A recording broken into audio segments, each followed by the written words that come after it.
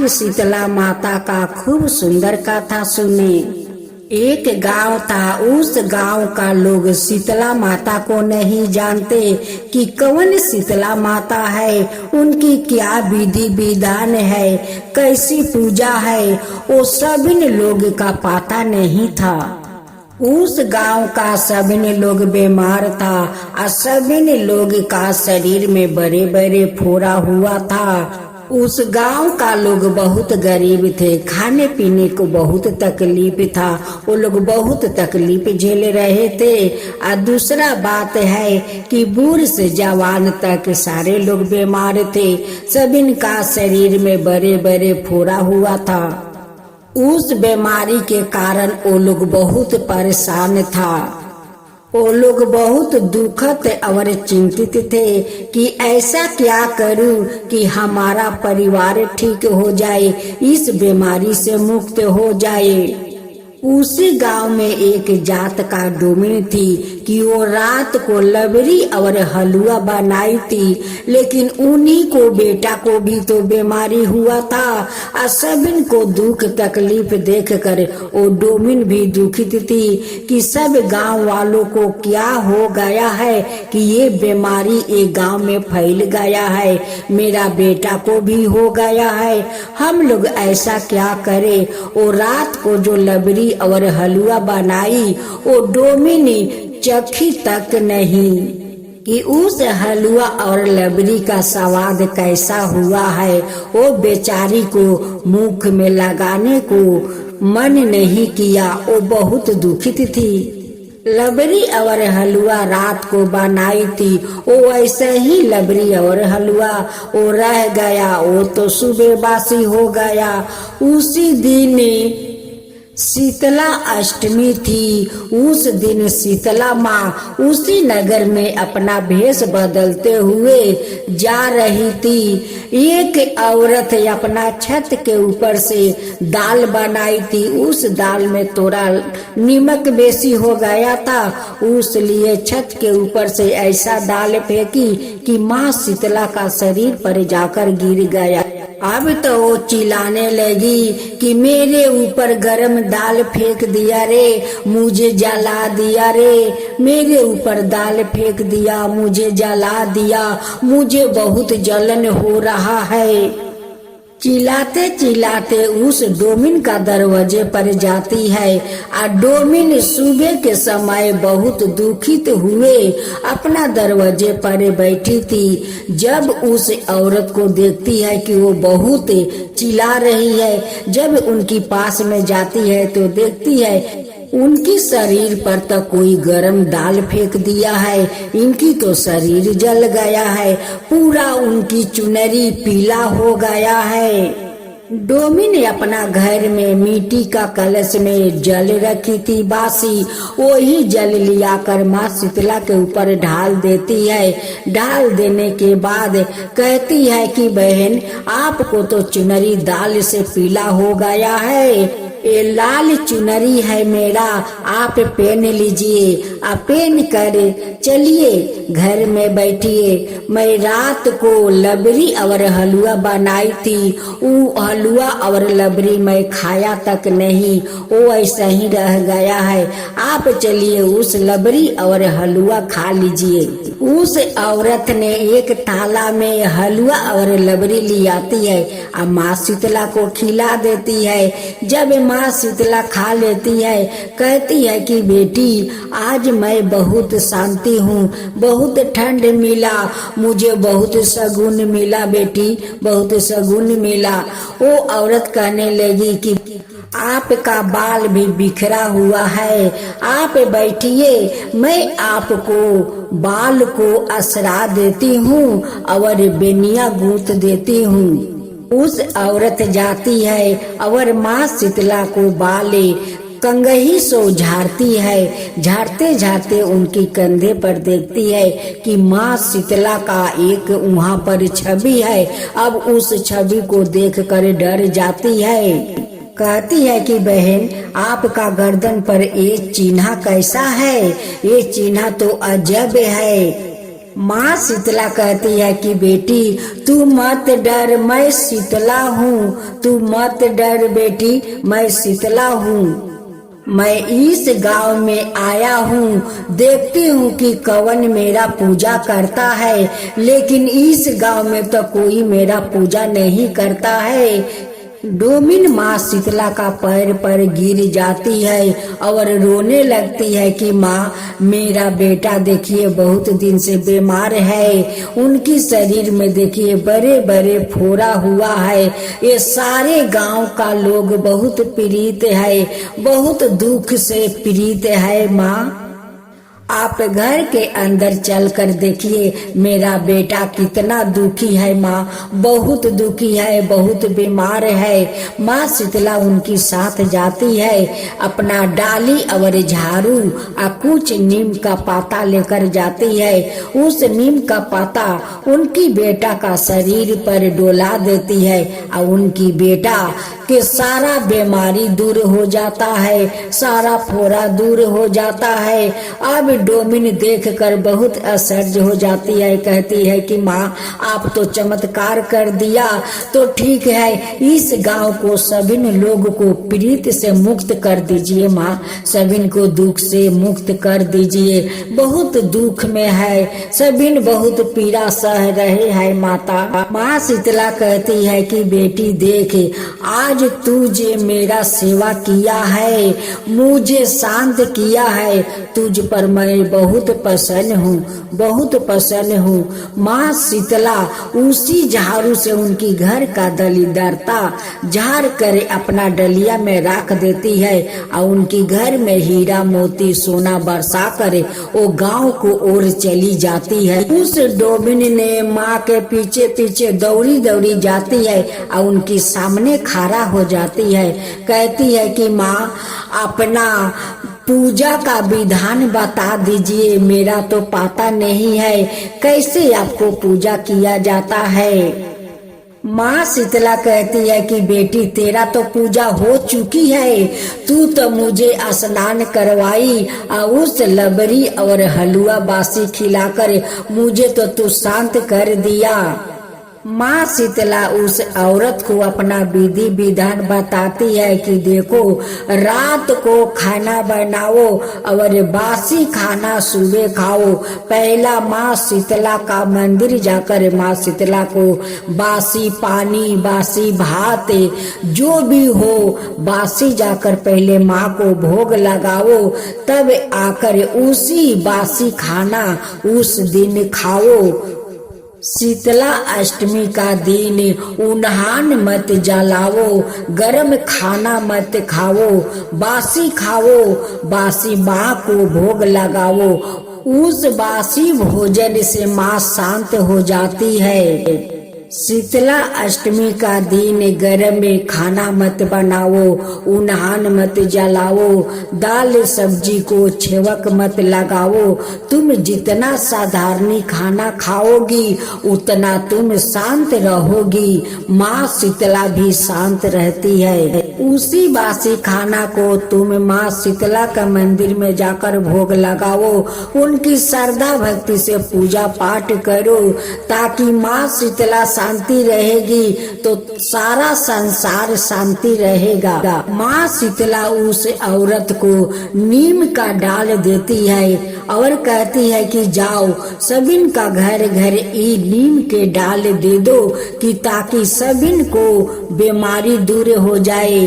अब तो माँ शीतला सारा गांव को दलिदरता को झाड़ कर अपना डलिया में लेकर चली जाती है और सभी गांव वालों को सुखी कर देती है।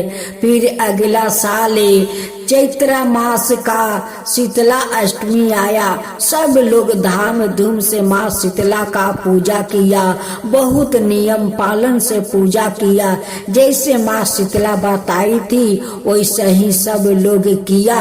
सभी लोग का गांव सुखी हो गया। सभी गांव वालों बहुत खुश हो गया कि माँ शीतला आई और सारा दलिदरता गांव को लेकर चली गई और हम लोग का घर में आजाद कर दी।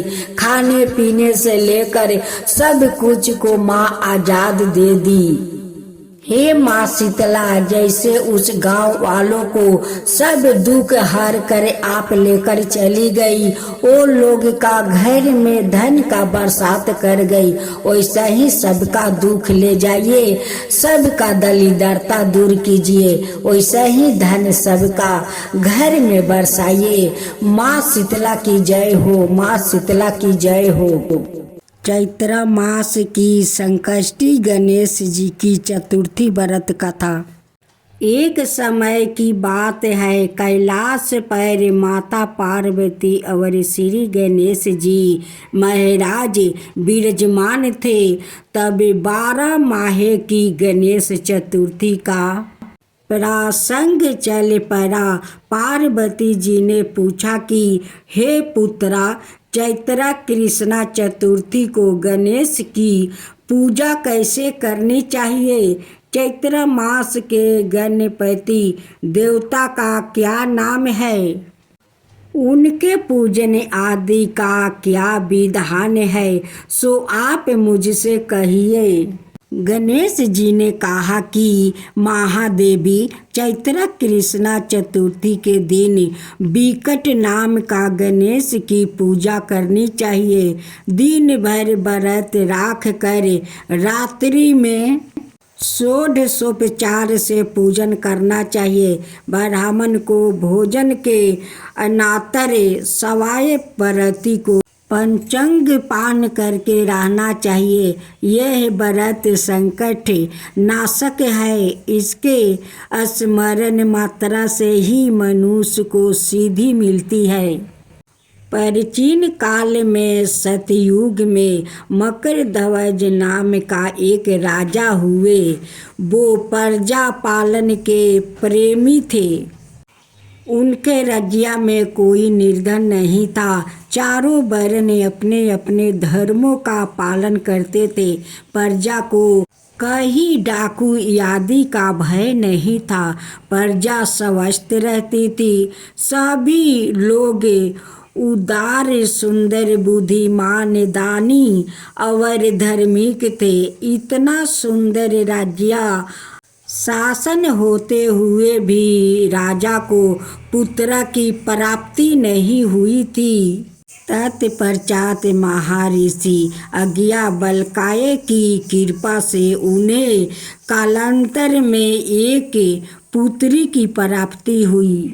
राजा राज्य का भार अपने मंत्री धर्मपाल पर सौंप कर विधि विधिवत प्रकार के खिलौनों से अपने राजकुमारी का पालन पोषण करने लगे। राज्य शासन हाथ में आ जाने के कारण मंत्री धर्मपाल धन ध्यान द्वारा समृद्ध हो गया। मंत्री महोदय को एक से बढ़कर एक 5 पुत्र हुए। मंत्री पुत्र का धूमधाम के साथ विवाह हुआ और वो सब धन का उपयोग करने लगे। मंत्री के सबसे छोटे बेटे की बहू अत्यंत धर्मपरायणी थी। चैत्र कृष्णा चतुर्थी आने पर उसने भक्ति पूर्वक गणेश जी की पूजा की। उसका पूजन और व्रत देख कर उसकी सास कहने लगी, अरे क्या तंत्र मंत्र द्वारा मेरे पुत्र को वश में करने का उपाय कर रही है। बार बार सास के माना किए जाने पर भी जब बहू नहीं मानी तो सास ने कहा, आरी दुष्ट, तू मेरी बात मान नहीं रही है।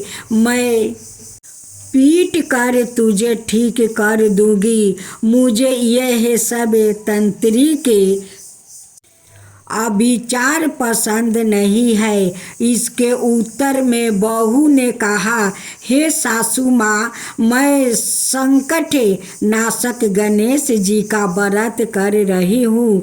यह व्रत अत्यंत फलदायक होता है। अपनी बहू की बात सुनकर उसने अपने पुत्र से कहा, हे पुत्र, तुम्हारी बहू जादू टोना पर उतारू हो गई है। मेरे कई बार माना करने पर भी वो दूरागरहा बस नहीं मान रही है। इस दुष्टों को मार पीट के ठीक कर दो। मैं गणेश जी को नहीं जानती, यह कौन है और इसका व्रत कैसे होता है। हम लोग तो राज कुल के मनुष्य है, फिर हम लोग की किस विपत्ति को ये नष्ट करेगा। माता की प्रेरणा से उसने बहू को मारा पीटा। इतनी पीड़ा सह कर भी उसने व्रत किया। पूजनोपरांत वो गणेश जी का स्मरण करती हुई उसने प्रार्थना करने लगी कि हे गणेश जी, हे जगतपति, आप हमारे सास ससुर को किसी प्रकार का कष्ट दीजिए। हे गणेश ईश्वर, जिससे उनके मन में आपके प्रति भक्ति भाव जागृत हो जाए। गणेश जी ने सबके देखते ही देखते राजकुमार को अपहरण करके मंत्री धर्मपाल के महल में छिपाकर रख दिया। बाद में उसके वस्तु आभूषण आदि उतार कर राज महल में फेंक दिया और सवाए अंतर्ध्यान हो गए। इधर राजा ने अपने पुत्र को शीघ्रता से पुकारा, परंतु कोई उत्तर नहीं मिला। फिर उन्होंने मंत्री के महल में जाकर पूछा कि मेरा राजकुमार कहाँ चला गया है। महल में उसके सभी वस्तु भूषण तो है, लेकिन राजकुमार कहाँ चला गया है। किसने ऐसा निंदिया कार्य किया है। हाय राजकुमार मेरा, हाय राजकुमार मेरा, राजकुमार कहाँ गया। राजा की बात सुनकर मंत्री ने उत्तर दिया, हे राजन, आपका चंचला पुत्र कहाँ चला गया, इसका मुझे पता नहीं है। मैं अभी नगर, बाग, बगीचे आदि सभी स्थानों में खोज करता हूँ। इसके बाद राजा नौकरों, सेवकों आदि से कहने लगे, हे अंगरक्षकों, मंत्रियों, मेरे पुत्र का शीघ्र पता लगाओ। राजा का आदेश पाकर दूत लोग सभी स्थानों में खोज करने लगे। जब कहीं भी पता ना लगा तो आकर राजा से डरते डरते निवेदन किया कि महाराज, अपहरणकारियों का कहीं सुराग नहीं मिला। राजकुमार को आते जाते भी किसी ने नहीं देखा। उनकी बातों को सुनकर राजा ने मंत्री को बुलवाया। मंत्री से राजा ने पूछा कि मेरा राजकुमार कहाँ है। हे धर्मपाल, मुझसे साफ साफ बता दो कि राजकुमार कहाँ है। उसके भूषण वस्तु तो दिखाई पड़ते हैं, केवल वो ही नहीं है। अरे नीचे मैं तुम्हारा वध कर डालूंगा, तेरे कुल को नष्ट कर दूंगा, इसमें जरा भी संदेह नहीं है। राजा द्वारे दंडवत पड़ने पर मंत्री चकित हो गया। मंत्री ने सर झुकाकर कहा, हे भूपाल, मैं पता लगाता हूँ, इस नगर में बालक अपहरणकर्ताओं का कोई गिरोह भी नहीं है और ना ही डाकू आदि रहते हैं। फिर भी हे प्रभु, पता नहीं किसने ऐसा नीच कर्म किया है और ना जाने वो कहाँ चला गया। धर्मपाल ने आकर महल में अपनी पत्नी और पुत्र से पूछा, अपनी सभी बहुओं को बुलाकर भी पूछा कि यह कर्म किसने किया है। यदि राजकुमार का पता नहीं लगा तो राजा मुझे अभागे का वंश का विनाश कर देंगे। ससुर की बात सुनकर छोटी बहू ने कहा कि हे पिताजी, आप इतना चिंतित क्यों हो रहे हैं? आप पर गणेश जी का कोप हुआ है, इसलिए आप गणेश जी का आराधना कीजिए। राजा से लेकर नगर के समस्त स्त्री पुरुष बालक वृद्ध संकट नाशक चतुर्थी का व्रत विधि पूर्वक करे तो गणेश जी की कृपा से राजकुमार मिल जाएंगे। मेरा वचन कभी मीठा नहीं होगा। छोटी बहू की बात सुनकर ससुर ने हाथ जोड़कर कहा कि हे बहू, तुम धन्य हो, तुम मेरा और मेरे कुल का उद्धार कर दोगी। भगवान श्री गणेश जी की पूजा कैसे की जाती है? हे सुलक्षणी, तुम बताओ। मैं बंद वृद्ध होने के कारण व्रत के महत्व को नहीं जानता हूँ। हे कल्याणी, हम लोग से जो भी अपराध हुआ हो उसे क्षमा कर दो और राजकुमार का पता लगा दो। तब सब लोग ने कष्ट नाशक गणेश चतुर्थी का व्रत आरंभ किया। राजा सहित समस्त प्रजाजनों ने गणेश जी को प्रसन्न करने हेतु व्रत किया। इससे गणेश जी प्रसन्न हो गए। सब लोगों के देखते ही देखते उन्होंने राजकुमार को प्रकट कर दिया। राजकुमार को देखकर सभी नगरवासी आश्चर्य में पड़ गया। सब लोग बहुत प्रसन्न हुए। राजा के हर्ष की तो सीमा नहीं थी।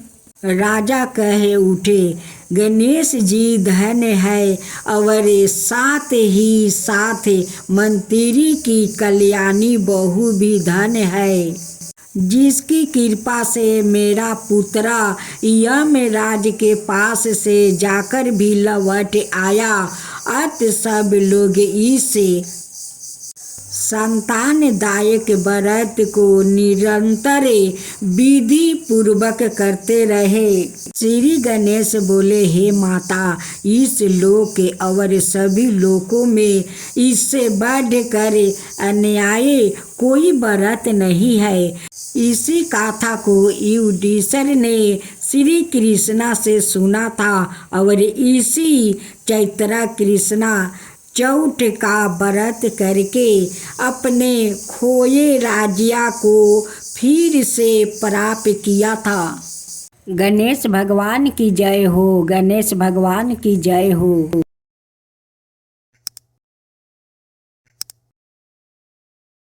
पथवारी माता की जय हो। पथवारी माता की जय हो। एक बार पथवारी माता पाल और विनायक जी में झगड़ा हो गया।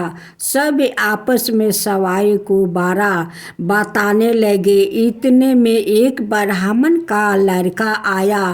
पाल पथवारी गजानंद जी ने उसे रोका और कहा, लड़के रुक जा और हमारा विचार कर। लड़का बोला, मैं कल वापस आऊँगा तब विचार करूँगा। घर आकर लड़का ने माँ से कहा, माँ, मुझे कल पाल पथवारी माता का और विनायक जी का विचार करना है। तो माँ ने कहा, बेटा सबको बारह बता देना।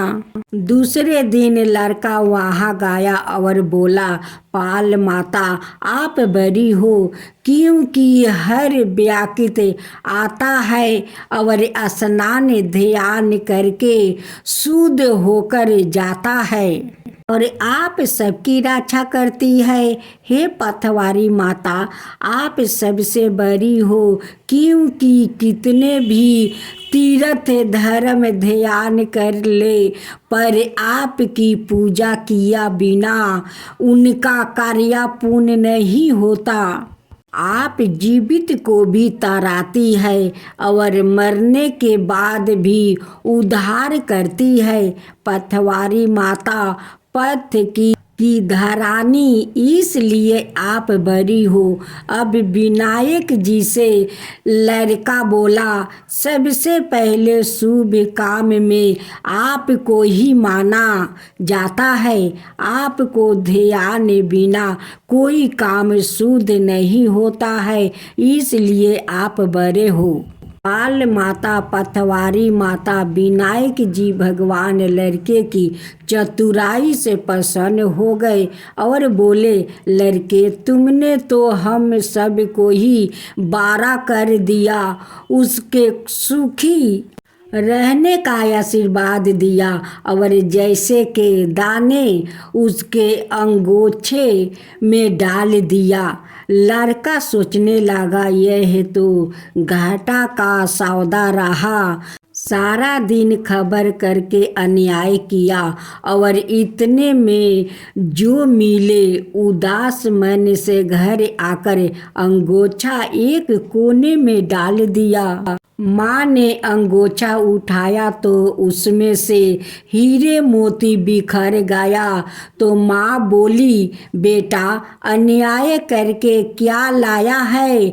लड़का बोला, माँ कोने में जो पारा देख लो। माँ वहाँ गई, देखी हीरे मोती का ढेर लगा है, हीरे मोती जगमगा रहे हैं। माँ अत्यंत प्रसन्न हो गई। माँ बेटे को बुलाया और कहा, बेटा आज तो पाल माता पथवारी माता विनायक जी भगवान आज तो हम पर प्रसन्न हुए हैं। माँ बेटे बहुत प्रसन्न हुआ। हे भगवान, जैसे पाल माता पथवारी माता विनायक जी भगवान ने लड़के को दिया वैसे ही सबको देना। कहानी कहने सुनने हुंकार भरने वालों को भी सुख समृद्धि धन धनाए देना। आज आप सुने यमराज की कथा। एक समय की बात है जब पृथ्वी लोग पर बाबरू वाहन नाम का एक राजा हुआ करता। उनका राज बड़ा ही सुख था, समृद्धि था। राजा भी बड़े दयालु थे। इस राज में एक ब्राह्मण हरिदास भी निवास करता था। हरिदास एक तपस्वी था और उसका विवाह गुणवती से हुआ था, जो कि बहुत ही सुशील धर्मवती और पतिव्रता महिला थी। गुणवती ने जीवन भर में सभी देवी देवताओं की उपासना की और सभी प्रकार के व्रत की और दान धर्म भी किया करती थी।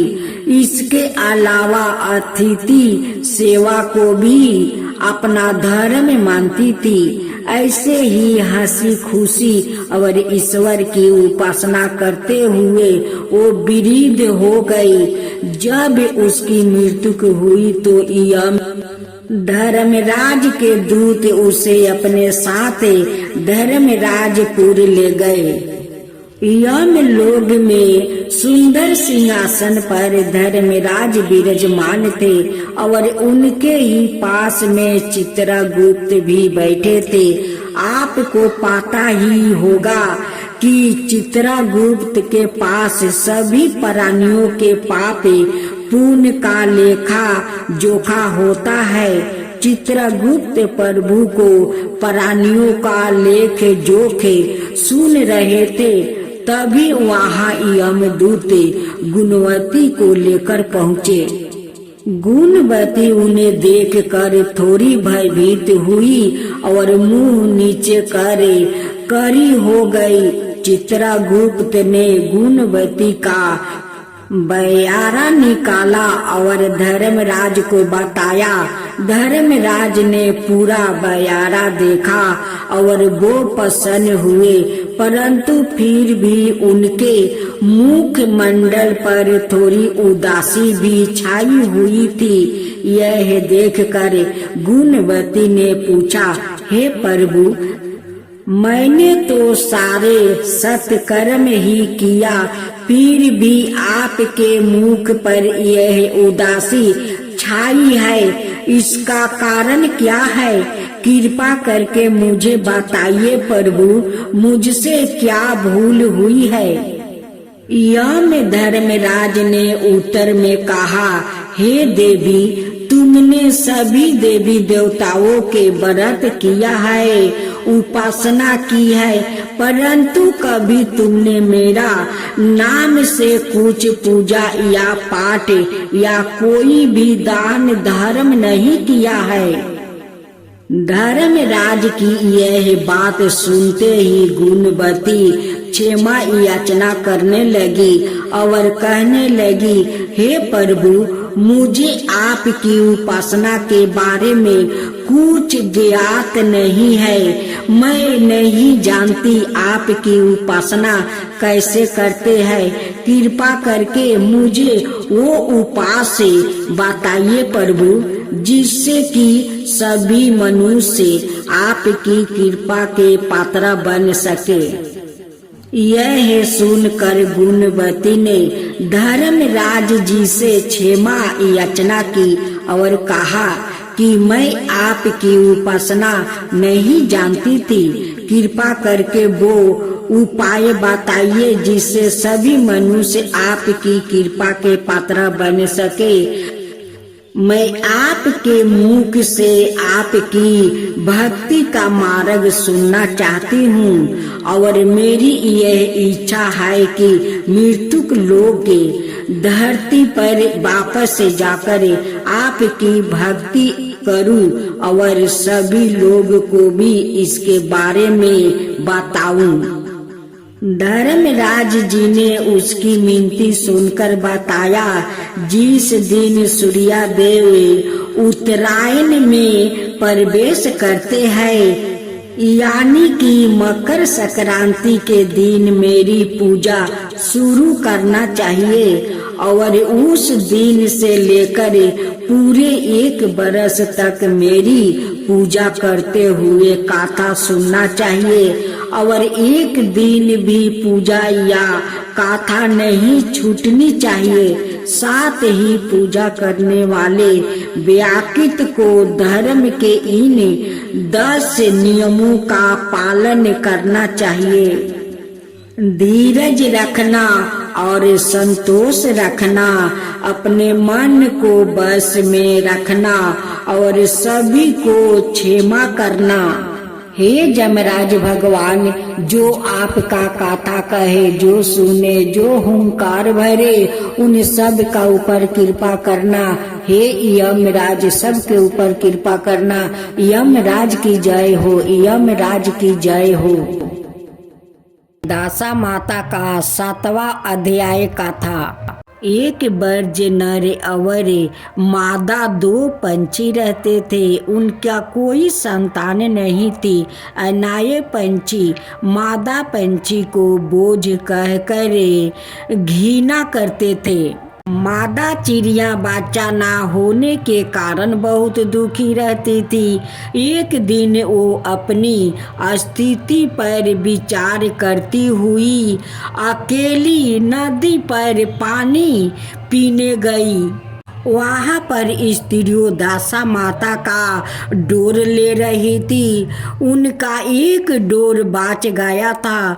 उन्होंने कोई उचित मार्ग की स्त्री नहीं दिखाई दी जिसे वो डोर दे देती। उन्होंने सोचा कि इस चिड़िया के गले में इस डोर को बांध देती हूँ। ये यहाँ रोज आकर कथा सुन लिया करेगी।